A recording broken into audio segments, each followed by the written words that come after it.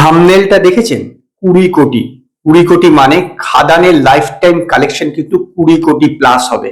কারণ কোনো সিনেমার যদি প্রথম 3 দিনেই 4 কোটি টাকা বিজনেস করে ফেলে, তাহলে তার লাইফ টাইম কালেকশন ঠিকঠাক 20 কোটি টাকা প্লাস হবেই। বহুরূপীর ক্ষেত্রে কিন্তু এরকম হয়নি, বরং বহুরূপী ধীরে ধীরে স্লো স্টার্ট নিয়েছিল এবং তারপর ওয়ার্ড অফ মাউথ মারাত্মক ছিল বলে বিশাল জায়গায় পৌঁছেছে।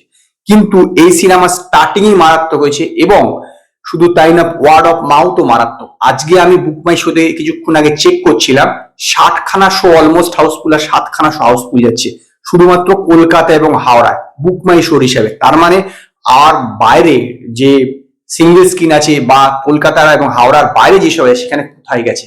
এর আগের দিন 1 কোটি টাকা কালেকশন করেছিল, গতকালে কিন্তু সেই রেকর্ড ভেঙে দিয়েছে এবং প্রজাপতির একদিনে 1,12,00,000 টাকার যে কালেকশন যে রেকর্ড ছিল, আমার মতে গতকালকে সেটা ভেঙে দিয়েছে এবং আজকে সেটা পেরিয়ে আরো দূর চলে যাবে। ইয়েস, গতকালকে খাদানের টোটাল হাউসফুল শো এর সংখ্যা ছিল, হাউসফুল এবং অলমোস্ট হাউসফুল মিলে 135খানা, যেটা কিন্তু এক কথায় রেকর্ড। ইয়েস, এক কথায় রেকর্ড করেছে।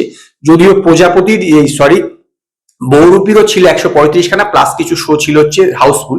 তো এইটার আজকে এই পর্যন্ত আছে, কিন্তু আজকে যেটা আছে সেটাই হাউসফুল এবং অলমোস্ট হাউসফুল রেকর্ড ভেঙে দেবে, যেটা বহুরূপীর ছিল।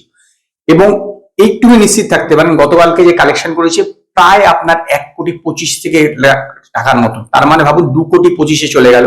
তো আজকে এই সিনেমা অন্তত 1.5 কোটি টাকা করবে, প্রায় আপনি 4 কোটি টাকার কাছাকাছি। তো 4 কোটি টাকার কাছাকাছি করলে আপনি নিশ্চিত থাকতে পারেন যে লাইফ টাইম কালেকশন 20 কোটি হবে। কারণ এরপরে তো পুরো ক্রিসমাস সিজন শুরু হয়েছে, ছুটি আর ছুটি। তো স্বাভাবিকভাবে এই সিনেমা কোথায় গিয়ে শেষ করবে সেটা কিন্তু বলা কঠিন।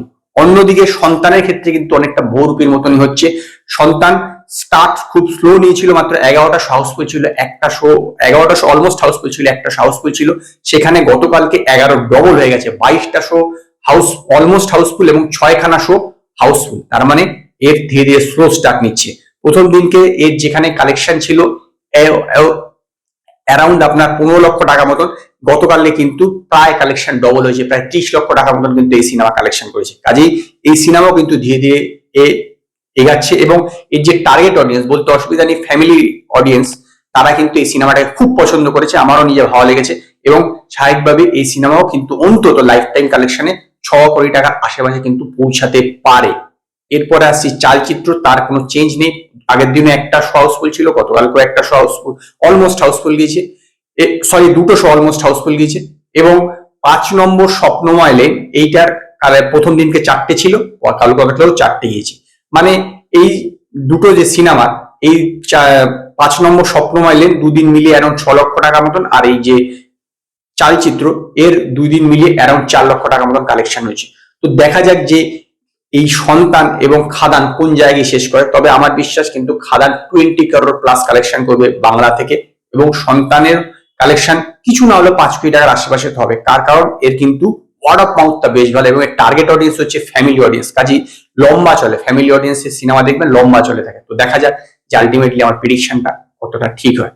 তো আজকে এই পর্যন্ত। যদি আপনাদের ভিডিওটি পছন্দ হয়, ভিডিওটিকে লাইক করুন, কমেন্ট করুন, শেয়ার করুন, আর নতুন নতুন আপডেটের জন্য আমার চ্যানেলকে সাবস্ক্রাইব করুন।